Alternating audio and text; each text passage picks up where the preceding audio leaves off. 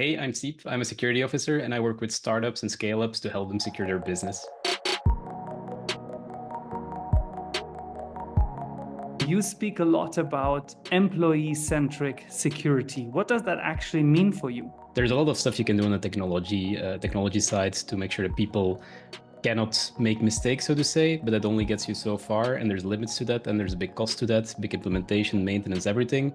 So at the end of the day, I think it's about making sure that people understand what's expected from them, helping them to get there and enabling them to do their work without being compromised by security while being secure at the same time. And if you meet that balance, then I think you're onto something. So combining good software, security software with like really involving people in processes. Exactly, and making those processes people-centric in the sense that they work with them rather than against them.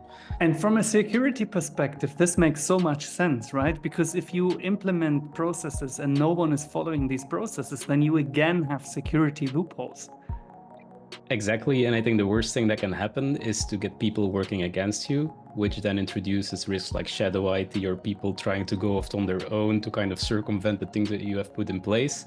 And that's when people might actually start like deliberately working against you. And that's when the real sketchy and the dangerous stuff happens, when people can get compromised. So you want to build an environment that is both useful, secure, and very user-friendly, where people want to actually use it. It's like about equipping them with the right tools, basically, just so that they don't even sense or feel like it's a security thing. It's just like, okay, this is a regulator working. I understand why, it makes sense, feels good to me, I can do my job. They tell me I'm secure at the same time, all the better.